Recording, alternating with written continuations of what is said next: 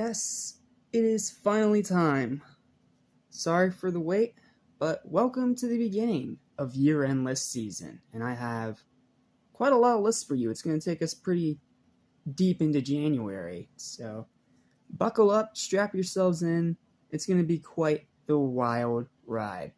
What's up? What's happening? What's going on, everybody? Welcome back to Animation Station, such a fan anything and everything animation. Welcome to year-end list season of 2023, and let's begin with this list right here, the top 20 best movies of 2023. This has been a surprisingly fantastic year for film, all things considered. I mean, I only had to give out 1-0, and I had to establish a completely new score, 12 out of 10, because 3 films in particular managed to hit that extra high note. So, yeah, there's a lot to talk about, and I'm going to try to do this as quick as I can. That way I don't have to worry about, time constraint stuff with the editor that I use. So, before we begin, let's start with the honorable mentions, and I have quite a few, but they're not going to pop up on screen or anything. This is just me running through them real quick to give them some recognition. These are all the movies that scored a 6 or above, but didn't make the list for whatever reason. But the last of the honorable mentions I will talk about a little bit. So, going from top to bottom, every honorable mention includes Master Gardener, Ghosted, Knock at the Cabin, Haunting in Venice, Pain Hustlers, Voyage of the Demeter, Operation Fortune, Dungeons and Dragons, Honor Among Thieves, Polite Society, Saw X, Migration, The Killer, Ant-Man and the Wasp, Quantumania, Missing, Indiana Jones and the Dial of Destiny, Good Burger 2, Expendables 4, Chevalier, Transformers Rise of the Beasts, The Little Mermaid 2023 Remake, The Covenant, Somewhere in Queens, Winnie the Pooh, Blood and Honey, Blackberry, Fast X, Suzumi, Chicken Run 2, The Super Mario Bros. Movie, Creed 3, Tetris, Still, Scream 6, Megan, Pale Blue Eye, and Spider-Man Across the Spider-Verse. I'm going to talk just a little bit about that one. I know probably a lot of you are shocked that it didn't make the list, and it's because of one simple thing, and I talked about this before in posts on my Facebook.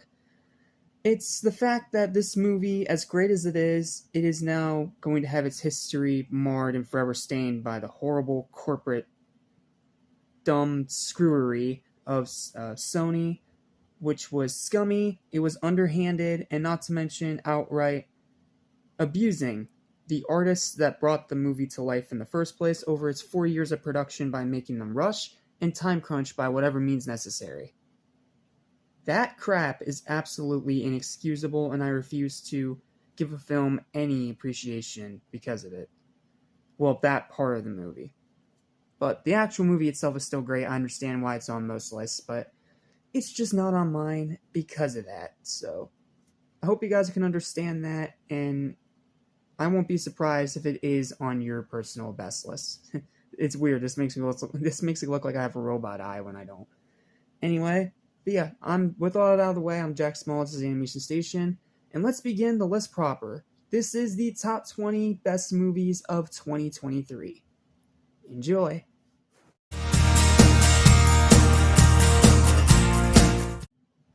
Yes, I know that I crapped on Disney a lot this year. Well, last year specifically, but they mostly deserved it. But trust me, when they get it right, they get it right. And with Elemental, the first movie to actually make the list, it absolutely deserves it.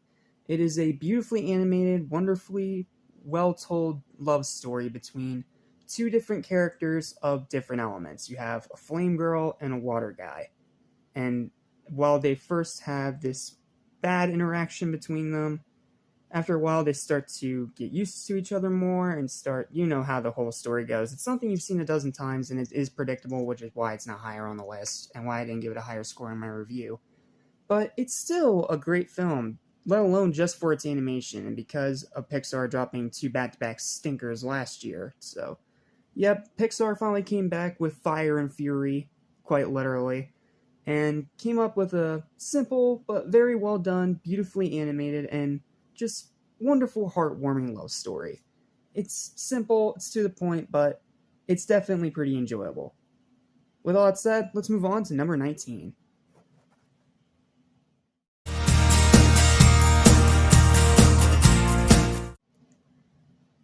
Do not let this movie's low placement fool you. This is an absolutely fantastic movie, and has absolutely earned every single bit of the praise that it has gotten all year from pretty much everybody. I do believe that Cillian Murphy and Robert Downey Jr. should both be nominated for Oscars this year. They both did an amazing job with both of their performances. And shout out to Josh Peck. Yeah, you know, Josh from Drake and Josh. He gets to be in a super good movie instead of a weird direct-to-DVD thing, which is really cool. And even though his part's really small, he does a really great job with the little bit of dialogue that he's given. Then you have the great writing, the very adult themes, the surprisingly well done suspense, and it feels very much like a sort of cat and mouse game, talking about the creation of the atomic bomb by this one guy, Oppenheimer, obviously. But the whole bomb race from way back when is well done and well told. And it's just a really good movie, man. Like, fantastic film. Seriously, thank you, Christopher Nolan. After being severely let down by Tenet, this was absolutely something that you needed to make. And you absolutely nailed it, no matter what the stupid boneheads at the Academy may say. But yep, that's Oppenheimer. It's number 19, and simply because of stiff competition. So don't let it fool you. It's still a great film, deserves its spot on the list. I just can't put it higher because there were even greater films this year. Want to see one? Well, let's go ahead and jump right into number 18.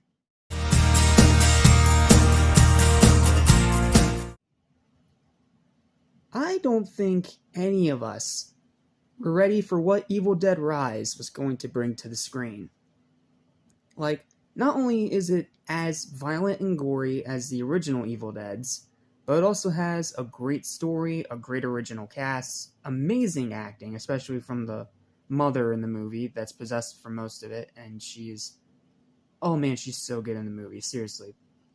I forget the actress's name, I apologize, but she did an amazing job in the movie, and it sucks that horror movies very rarely ever get nominated for Oscars, because, oh, that's a performance that deserved it. Then you also have the amazing gore and deaths, which are almost 100% practical. A lot of the effects in this movie are practical, which is really nice. And the ending is so nuts that it still has yet to leave my mind or my nightmares. All these months later. It came out back in April, and it still has yet to, leave my brain. So because of that alone, it deserves a spot on the list, but it's also because after being severely disappointed by the 2013 remake, this was a much-needed bounce back 10 years later. So, yep, the Evil Dead franchise is back. Hopefully it's here to stay. Hopefully we get an even better movie down the line, and I can't wait to see more from this franchise. So, yep, that's Evil Dead Rise. It may be low on the list, but trust me when I say it deserves its spot. So, speaking of great horror movies, though, let's go ahead and jump to number 17.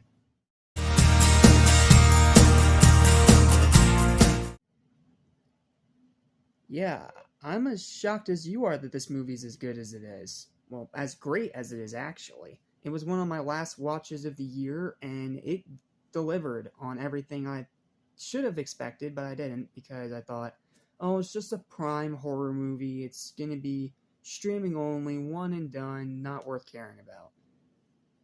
But then I finally watched it after seeing some praise online from some of my fellow horror fans, and yeah, this is a great horror film. It's not really scary per se, but it's not really trying to be. It's just more trying to be its own unique thing of playing around with the premises of Back to the Future, but as a horror movie slasher. Which, I mean, we've been seeing a lot of ideas like that lately with, Blood and Honey and It's a Wonderful Knife. Like, we've been seeing horror remakes of a lot of different properties over the years, and I feel like this one definitely deserves your time. And not to mention, it is unbelievably funny. Like, the dialogue and the humor in this movie is fantastic. There was literally barely any other times that it missed, or didn't make me laugh or chuckle at least a little bit. Seriously, check out Totally Killer. It's a totally killer horror film that's worth your time, and I'm going to absolutely kick myself later for that horrible pun, but yeah, check out Totally Killer. It is a darn good horror movie. I'm going to try to keep the cursing to a minimum so I don't get demonetized. With all that said, though, let's go ahead and move on to a strange pick with our number 16.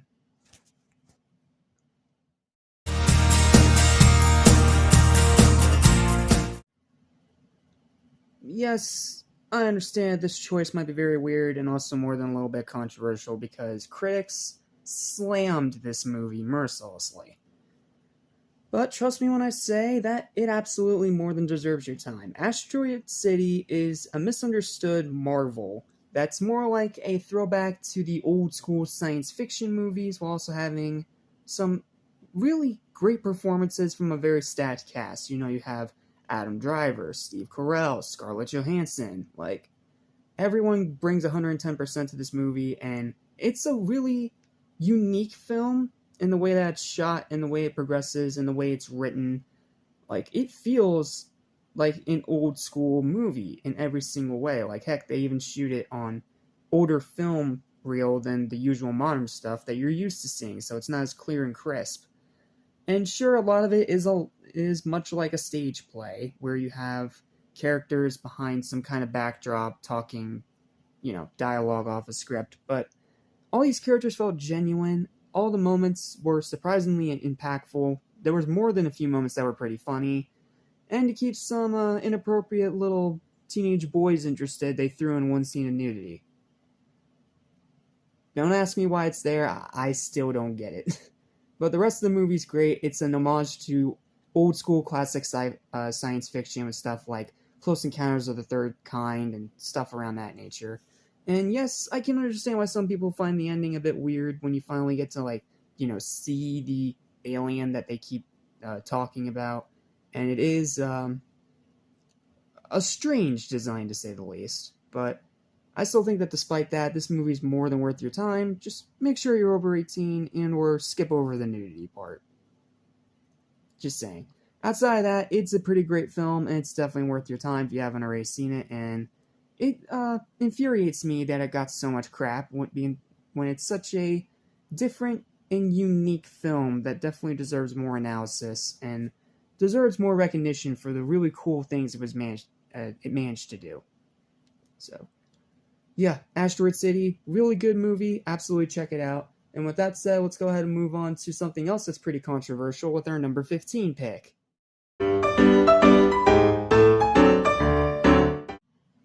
Yeah, I know that I gave this movie an 11 out of 10 when I first reviewed it and saw it, but on rewatch, I will admit, it's fallen down a little bit. Not by much. Shazam 2 Fury of the Gods is still a fantastic sequel to the original Shazam that, once again, got way too much crap and flack by critics, and yeah, I agree on that. I think everything that the first Shazam did is still here, and sure, there wasn't as much Kid Billy this time, which is a bummer, but I feel like the rest of the cast really pulled in. Zachary Levi. It cements the fact that he is the only actor that can actually play this character in real life and do it well.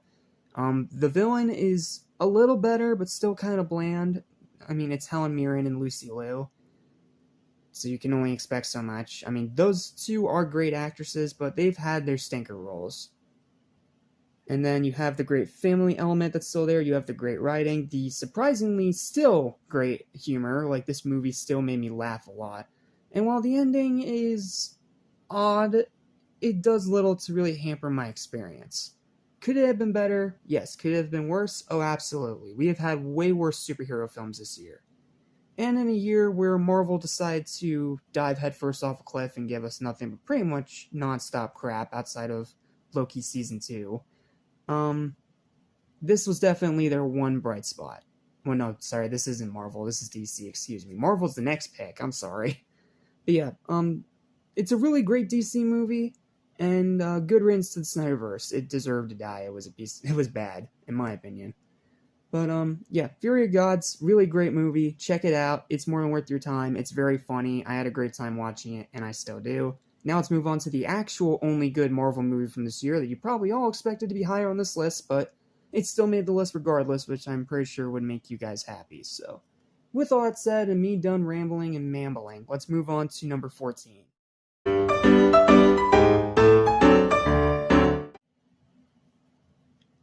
I mean, what is there to really say about Guardians 3 that hasn't already been said? It's a great conclusion to a flawed but wonderfully charming trilogy. It is the final James Gunn movie of the Marvel Universe before he moves on to work at DC. It's the movie where we finally get to see Rocket Raccoon's backstory and its very grisly, adult, violent glory. And it still has the trademark humor that made this series so great with the very first film. Not to mention, you still have the great acting from everybody. And while I think the High Inquisitor himself is not that great of a villain, he is pretty generic. The things that he does are very screwed up. Like, there are more than a few moments where my jaw was on the floor watching it. Like, Marvel actually let James Gunn do that. But I guess since it's his final film, they took the reins off, and I'm glad they did, because this is a full-on James Gunn movie with little to no interference whatsoever. I mean, heck, you even get your first F-bomb of the MCU, which leads into one of the funniest moments of the MCU. Yes, I'm in that camp, fight me. This is a fantastic film that's more than worth your time, and it's the only good movie that Marvel put out this year. I'll talk about the rest when we get to the worst list, but trust me when I say that this Marvel movie is more than worth your time. So, yep, that is number 14. Let's go ahead and move on to number 13.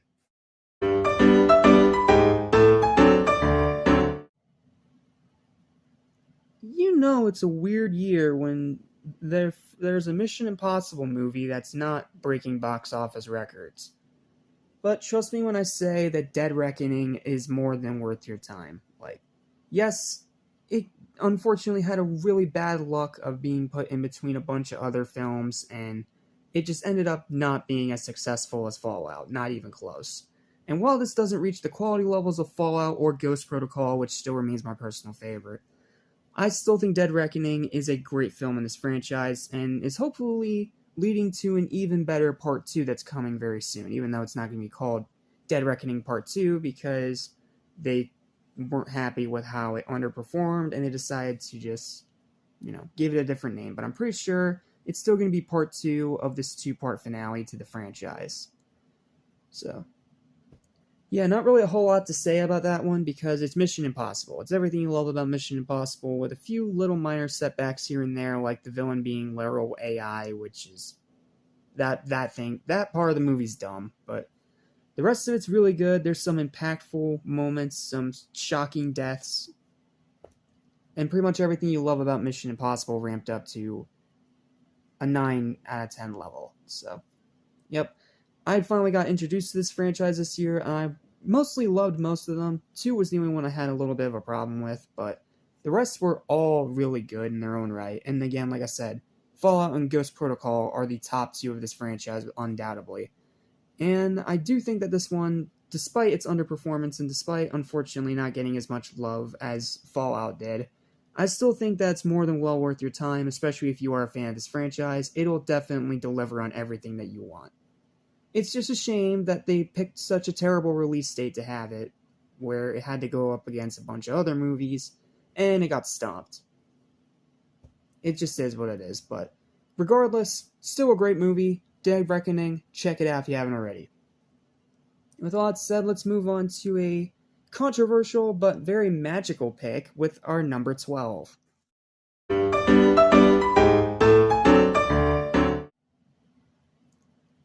Yeah, you know how I said that Disney was actually pretty solid this year?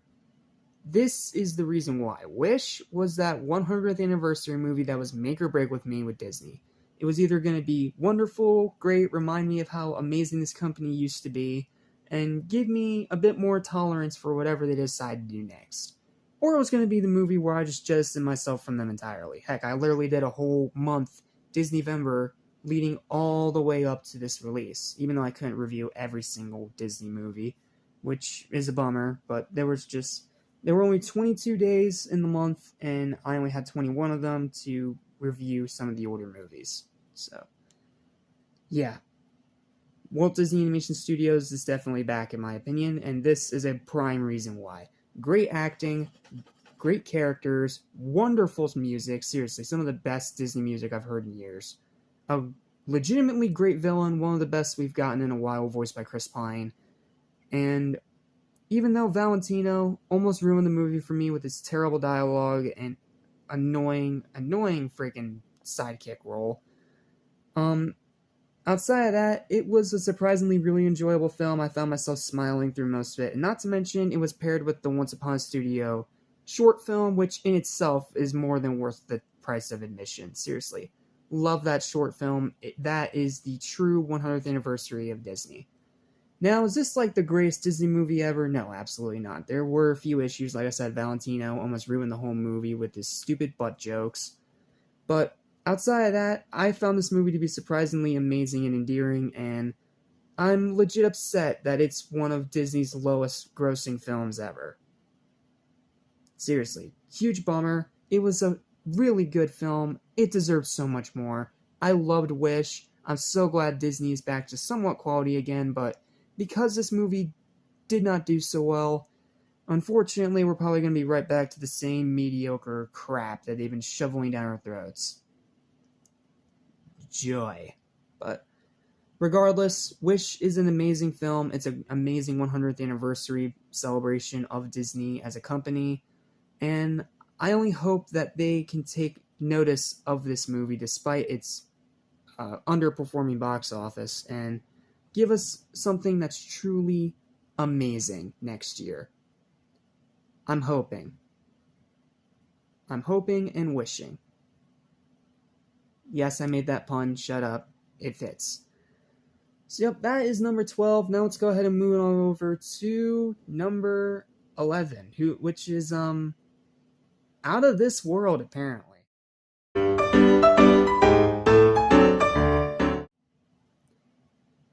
Yeah, I wish this one made the top 10. Trust me, it's such an amazing, fresh, unique, fun, and highly entertaining superhero film, but there was just so much stiff competition this year that unfortunately one of them had to be thrown to the wayside.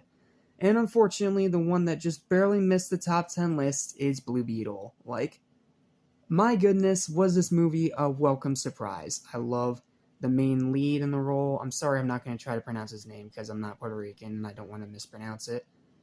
To George Lopez, back in a good movie for once. To the surprisingly great rest of the cast. To its strength through simplicity. To its great acting. To its amazing effects and suit. Seriously, one of the coolest suit designs we've seen in a while. And a surprisingly pretty cool final act, despite the fact that the villains in this movie are kind of crap. But that's a really minor complaint, and honestly, it compares it a lot with Iron Man, because it's a movie about a superhero that was in like the B or C tier that may jump up into the A tier now, and that's a solid movie in its own right, but also lays foundations for something promising to come in the future. Or at least I'm hoping so, because James Gunn has confirmed that this is not the last time we're seeing Blue Beetle on the big screen, and I'm so glad to hear it. Yes, unfortunately, this movie underperformed badly. I mostly blame Flash on that one, but overall, though, it's still a fantastic movie. It's a wonderful movie. It's one of the most fresh, unique, and innovative superhero movies we've seen in a while, and it is absolutely worth your time if you haven't seen it yet. Even if you're suffering from superhero burnout, like me, this is one that will definitely more than make it worth your while. So, yep, it's Blue Beetle, it's funny, it's action-packed, and it's just straight up fun. I literally have nothing else to say. And with all that said, now we're getting into the best of the best. This is when it gets even stiffer competition, so let's go ahead and accelerate right into our number 10.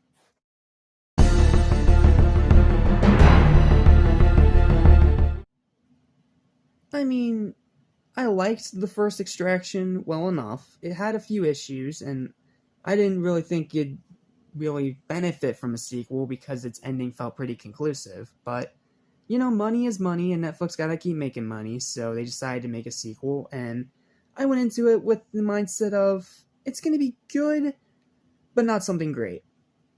And then it almost scored a 10 out of 10 when I finally watched it. Like, Extraction 2 is everything Extraction 1 should have been and then some.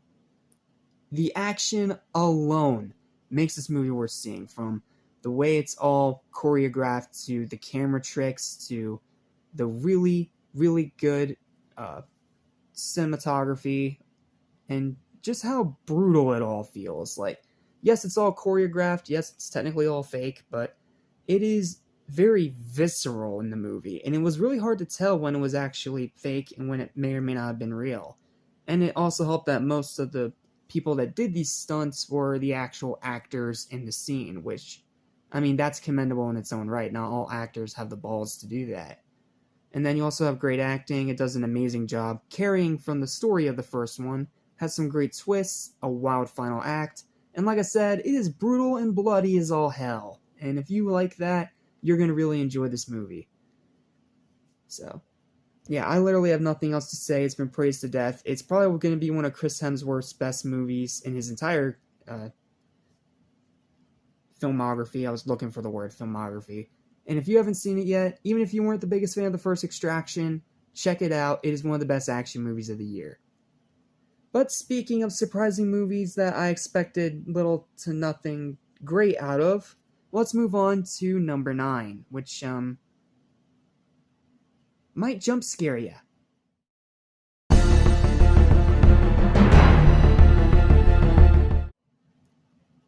If you had told me a while ago, about 8 or 10 years ago, that the Five Nights at Freddy's movie was not only going to be good, but it was going to be great and actually make my top 10 movies of the year overall list, I would have probably laughed in your face, because I'm the most casual of Five Nights at Freddy's fans that you can get. I've seen the MatPat videos, I've seen the completionist videos about the games, and I unfortunately have not gotten to really play any of the games myself yet, so I have very surface level knowledge when it comes to FNAF. So, because of that, I went into this movie with more the mindset of hoping it was a decent PG-13 horror film that could be a nice gateway for new fans to join in the genre. And what I ended up with instead is one of the best horror movies of the year. Yes, it's PG-13, yes, it's pretty censored, but trust me when I say, they pushed that PG-13 to its absolute limit. There is some pretty violent, visceral deaths in this movie, and it's amazing. And the one thing alone that more than earns this movie its place on the list is the incredible animatronic, fully 100% practical effects by Jim Henson's Creature Workshop. Yes, the same guys that brought to life the 90s Ninja Turtles. And they did a phenomenal job bringing these animatronics to life. And they all look straight out of the game. They're very faithful to the game, and their movement and their actions and their personality, it all fits really, really well. And then, of course, on top of that, you have Josh Hutcherson back in a great movie for the first time in years. And, of course, you have show stealer himself, Matthew Lillard, as the villain. Whenever you have Matthew Lillard in anything, you automatically at least earn a 6 out of 10 or above. But then the rest of the movie is this great story about, conquering your demons and post-traumatic stress and PTSD, and trying to, again, conquer your inner demons and figure out how to keep moving forward in life. But at the same time, it's also about a killer who traps kids' souls in evil animatronics that kill people.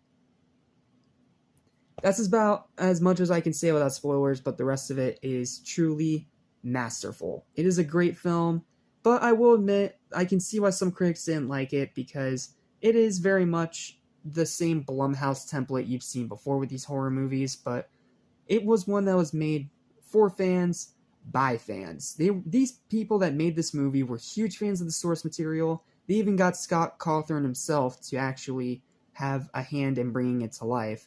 And then, of course, you have cameos from like MatPat and Corey X. Genshin, all those guys who helped bring it to life and helped make the games even more popular through like their videos and doing reactions and all that kind of stuff.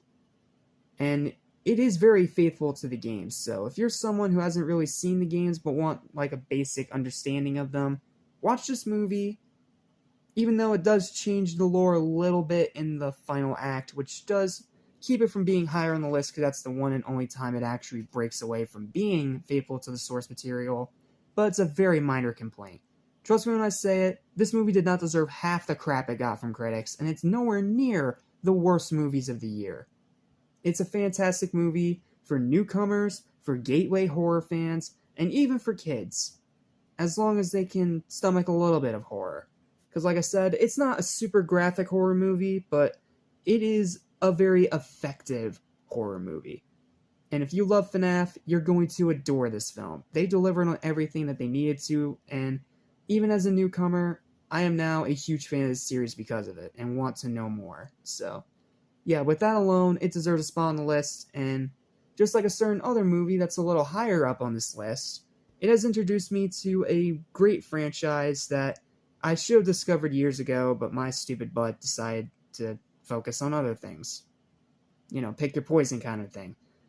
Anyway, that's all I'm going to say about FNAF. I should not have made this segment 5 minutes long, goodness gracious. But, yeah, that's all I'm going to say about the FNAF movie. It's great. Now let's move on to the other great action movie of the year that you've been waiting to hear about at our number 8 spot.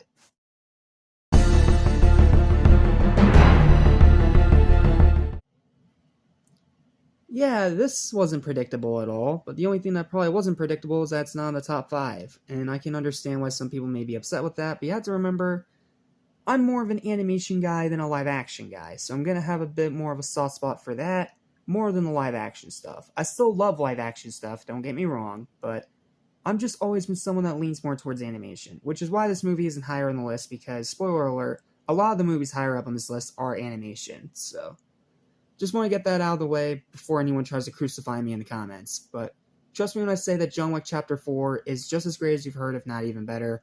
Amazing action, amazing storytelling, and it brings it to a sort of conclusive ending, even though it's not really clear whether or not it's the last actual John Wick film, or if it's just the last of the main timeline while they move on to spin-offs and other stuff. And before you ask, no, I have not watched The Continental yet. I still need to watch it, and I have no doubt it's a great show. But like Keanu Reeves, everyone involved with this movie series has really brought up the quality. Yes, Parabellum was a bit of a disappointment, but Chapter 4 came back with fire and fury, and if it is the end of the series, it's a really great one to end it on.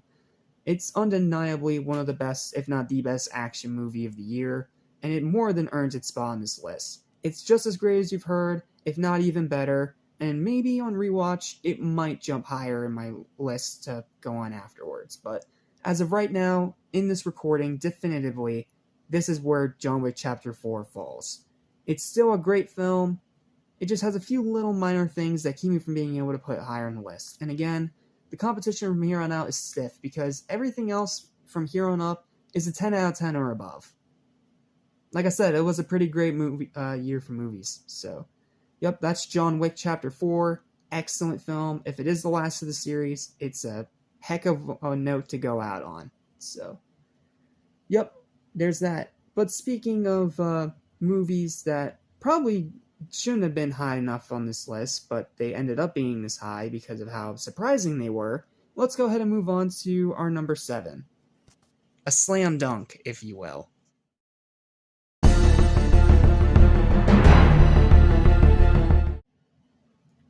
If you had told me at the beginning of the year that a basketball movie would have made my top 10, I probably would have laughed in your face. Because unlike Hustle, this has nothing to do with the actual sport. It's more about the history of making the shoe. A shoe brand, the Jordans of basketball, and how it ties into the culture of basketball and bringing Nike to the relevance that they still continue to have to this day, even though they've made some questionable decisions, but I'm not going to talk about it right now. Point is, Air is an amazing film that I really underestimated. Like, I should not have underestimated this movie. I mean, from the cast alone, I should have known it was going to be great. Like, you have Matt Damon and Jason Bateman. I think Octavia Spencer's in there. Like, there's a really stacked cast in here, and they all deliver amazing performances. Not to mention the story of the actual Jordans and their creation is surprisingly really interesting and really well done. And I want Octavia Spencer, who I believe is the one that played the mother, she deserves a freaking Oscar nomination for her performance as the mom. As Michael Jordan's mom. And then the way they all have like this back and forth and they all, do all these things. Like, it's such an amazing movie, guys. Even if you're not a huge basketball fan, you need to watch it alone for its comedy and the heartwarming story this truly is, because this was back when Nike was an underdog, back when they weren't so dominant over the sports brand, category of merchandise and stuff like that. Like, this was back when they were on their last legs, and not to mention, this is a true story, if a little bit flanderized for comedic and cinematic effect, but that's really a minor complaint. Outside of that, the rest of the movie is mostly pretty accurate to the actual story, and everyone put in amazing performances. I gave this movie a 10 because of how much I enjoyed it, and it still has yet to fall any shorter than it does at the 10 out of 10 in this spot at number 7. Seriously, great movie. Absolutely check it out. And speaking of great movies that surprised me that I didn't think would make my top 10 list, let's go ahead and move on up to our number 6 spot, which may or may not be breaking the rules a little bit.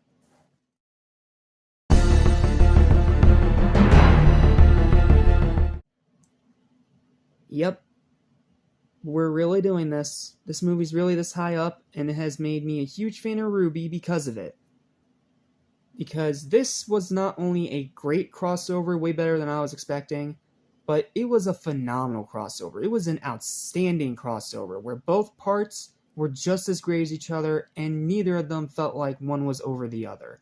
And yes, I can understand that this is a little bit controversial putting it this high on the list, and not only that, having both parts in this one spot, but in my opinion, you can't really have one without the other, and having Justice League X RWBY take up 2 spots on the list probably would have been a little bit annoying for some people, but both parts are great. They did an amazing job bringing both these worlds together, and everyone did an amazing job, from the voice acting to Rooster Teeth's animation team to the RWBY team to the WB animation team to the story writers to the storyboard artists to the storytellers, the visual designers. Like, everything about this movie worked so well, and whether you're watching it in its 2 separate parts or you're watching the complete edition that's apparently exclusive to digital for whatever reason, you're going to have an amazing time with this movie. Even if you're not a huge fan of RWBY, this is one that's going to make you a fan of RWBY, because as soon as I saw part 1,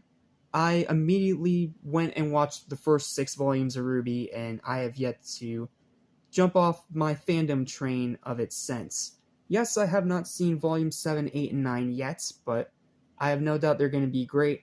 And then when I saw part 2, much later on in this year, I believe it was in October, after watching the first 6 volumes of RWBY and actually having some context, it surprisingly made part 2 even better. And not to mention, they delivered a heck of a finale with this 2-part story. So yeah, I don't really know what else to say besides going into spoilers, but it is a great movie. These are both great movies, and I can't put one over the other, and you can't have one without the other. So because of that, it's the one movie that kind of breaks the rules a little bit, and both parts make it in this spot at the number 6 spot.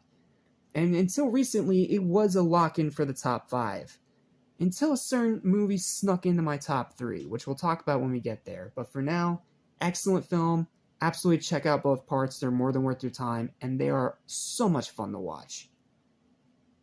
Speaking of movies that are fun to watch that don't get enough recognition, let's go ahead and jump into said top 5 with what is, in my opinion, the best horror film of the year.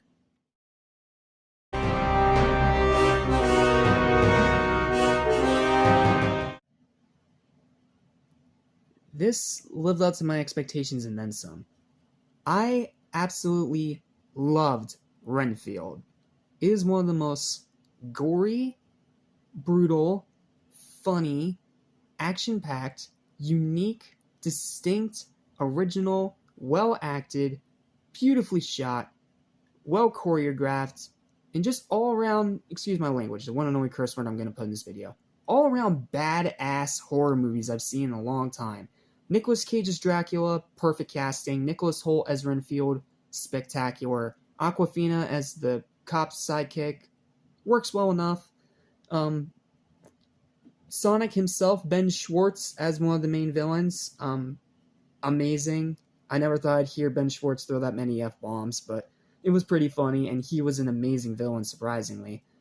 And then you have, like, the whole vampire cult, and the way it actually ties into talking about, abusive relationships, and the way that it has, like, this clever, unique commentary about it, while also being a super, super violent horror movie. Like, this movie is very violent, and trust me, it is going to satisfy any gore hound. It is one of the goriest, bloodiest horror movies of the year, even bloodier than Evil Dead Rise. And yes, it may not have had the budget, and yes, some of it may have been CGI, but the rest of the movie was more than enough to make up for it, and I had an absolute blast watching Renfield from start to finish.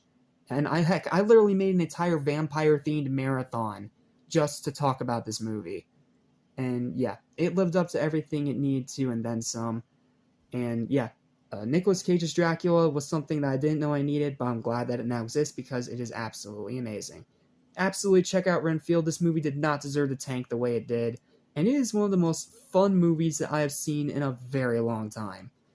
And because of all of that, and so many other things that I talk about in my actual review, this is undoubtedly my favorite horror movie of the year, and it's easily in my top 5 movies of the year.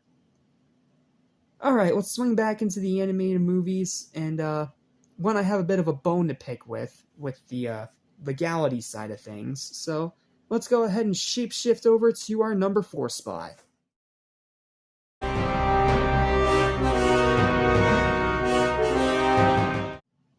Yes, screw you, Disney. This movie makes it into the top 5. It is arguably one of the best animated movies that I've ever seen. It is a movie that deserves way more recognition and attention than it gets. It's based off amazing source material that actually does LGBTQ relationships and that whole culture very, very respectfully. Like, this is probably one of the best LGBTQ movies I've ever seen. I loved Nimona as a character. They are absolutely fantastic. And then the rest of the characters are great. I actually love the relationship in here. All the characters are wonderful. The animation spectacular. Sony Pictures animation's best. Not Sony Pictures, sorry, Blue Sky. Blue Sky's best, and it sickens me that this was almost canceled by Disney completely because it's LGBTQ. Because for those of you that don't know, Disney has a firm stance of being anti-LGBTQ, despite what their social media may say. So they wanted to axe this just because of that. And not to mention, Blue Sky also getting killed in the process really did not help this movie's chances, and it all looked like it was gonna not even be able to get made. Then thankfully, Annapurna Pictures stepped in, and then Netflix stepped in. They all worked and collaborated together, as well as a couple former Blue Sky employees getting to come back and finish what they started. Like, the movie was 70% done when Disney was about to axe it. No joke. And this may be Blue Sky's best film. Like, they did a spectacular job adapting the source material, bringing these characters to life, and having all these darker themes while still keeping it a lighthearted, fun kids film. But it also teaches kids really well about LGBTQ relationships and how it's okay to want something like that. Like, you shouldn't be ashamed because of that. You do what makes you happy. And it's a really powerful film. Like, I went more into this when I reviewed it, but trust me when I say it's one movie you definitely don't need to that you should not miss out on. It's not my favorite Netflix movie of this year, but it's easily among the best animated films this year. I adored Nimona. I think you guys are going to adore Nimona too. It's a spectacular movie. And heck, I didn't even talk about the voice acting. I mean, Chloe Grace Moretz, you've automatically already redeemed yourself from the terrible Tom and Jerry movie. So, yeah, a phenomenal film, guys. I cannot say anything more about it. You need to see it for yourself. With that said, though, and then speaking of movies I didn't expect to make my top 5, let's go to the movie that actually shook up the entire top 3. And this is when we get into the 12 out of 10s, folks, so prepare yourselves. Because this is when we get into the stiffest of competitions possible.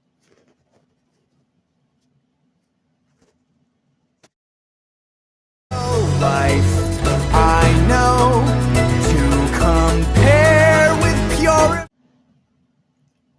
This is undeniably the best theater experience I had this year.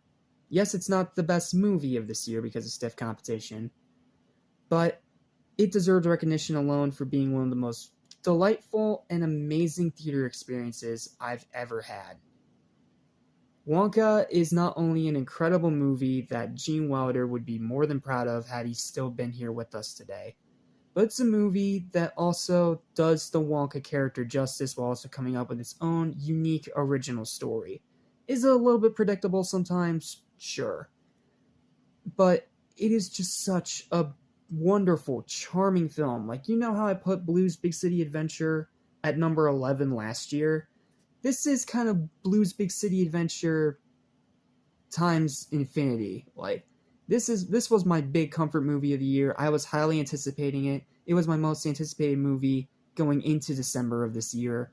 And there's a reason why I ended November talking about the original Willy Wonka, because it is one of my favorite movies of all time, and I had very high expectations for this one. And it still managed to surprise me with how wonderful it turned out. I mean, delightful acting, wonderful music, amazing cinematography, excellent directing from the same guy that brought us Paddington 1 and 2, great characters, great writing, wonderful design. Seriously, some beautiful, beautiful set design in here. And just such a triumphant, inspirational, upbeat, happy tone. Like, I don't know what else to say. Wonka is amazing. Speaking of amazing, let's get to number 2. Is this my moment to rise? Leave the present I was behind. Alright, I gotta turn my voice down a little bit. I apologize, but apparently it's later than I expected, so. Yep. So, yes, I know you're probably all wondering, why is Miraculous of all things at number 2? How is it this high up? How is it over Nimona? Well, Nimona is definitely a better movie in terms of its themes and, actual adult stuff. But Miraculous gets the number 2 spot because of how much it legit surprised me. Like, I had a lot of anticipation going into this one as a newer fan of the series who's watched the first 2 seasons of this show. And everything about the movie was looking amazing, from its animation, which I discussed at length in my trailer reaction, to the storytelling, to the way it was going to be the version of Miraculous that Jeremy Zag always wanted to make. And it delivered on that and then some. Just absolutely phenomenal film. I really cannot go into depth too much about it because I've done a full review of it, even though for some reason most of you didn't watch it, which, I mean, I worked really hard on that one, guys, come on. But this was a absolutely wonderful film. Absolutely. And the soundtrack, I'll talk more about when we get to the best pop songs list, but trust me when I say, it's one of the greatest soundtracks of the year. And then Wonka's will be the best of next year. So, I can't really say much more without going into spoilers. All you need to know is that this is an amazing movie that fans of the series are going to adore, and even if you're not a fan of the series, still worth checking out anyway. Well, it comes down to this.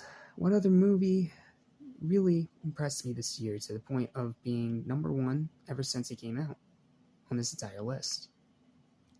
What movie was it that I did an entire marathon for? Of reviewing not only the movies that came before it, but the shows that were also a part of it. What movie was there that managed to make me feel things that I was never expecting to? And what movie managed to be an incredible new version of a beloved franchise for a new generation? Well, number 1, the movie of the year for me is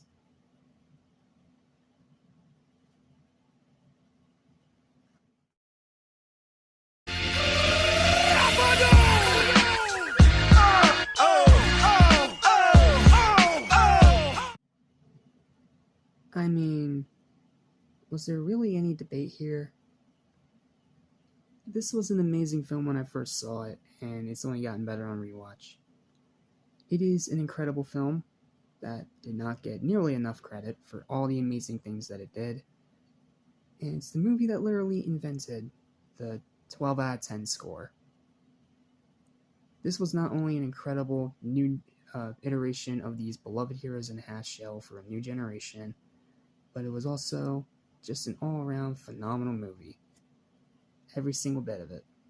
Acting, directing, writing, animation, story, pacing, characters, action, final act. It was all perfect. And even as someone who grew up on the older generations of the TMNT, this was a movie that managed to be even better than the 90s movie. Yes, I know that's a bold statement, but trust me when I say this is an incredible film, and every single person delivered 110%.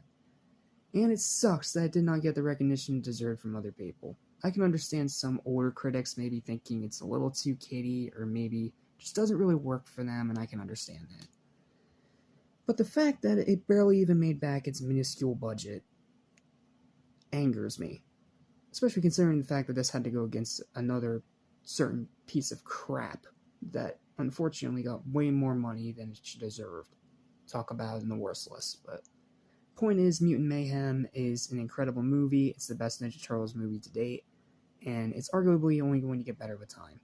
I can't wait to see more from this franchise. I can't wait to see the new Tales of the TMNT TV show that this is spinning off of, and I just can't wait to watch this movie over and over again for years to come.